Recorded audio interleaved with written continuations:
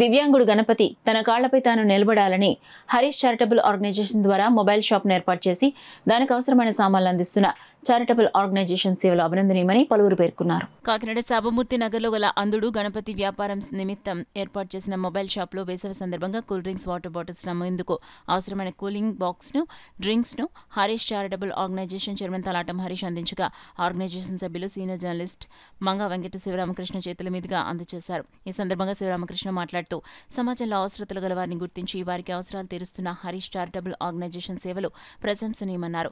కార్యక్రమంలో ఆర్గనైజేషన్ సభ్యులు పాల్గొన్నారు. ఎన్నో సేవలు చేయడం జరిగింది. అందులో భాగంగానే కాకినాడ సామూర్తి నగర్లో గల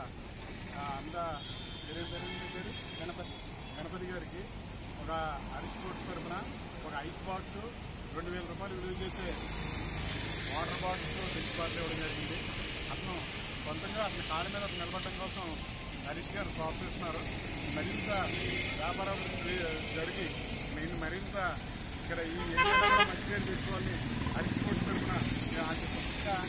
మరి ఈరోజు ఐస్ బాక్స్ మరి వాటర్ బాటిల్స్తో కూడా హరీష్ గారు నా వ్యాపార నిమిత్తం ప్రోత్సహించడం జరిగిందంటే మరి నేను ఏదడిగినా సరే మరి కాదనకుండా సానుకూలంగా స్పందించి మరి నా కాళ్ళ మీద నేను నిలబడేలాగా చేస్తున్నందుకు మరి గౌరవనీయులైనటువంటి తలాటం హరీష్ గారికి నా హృదయపూర్వక నమస్కారాలు తెలియజేసుకుంటానండి.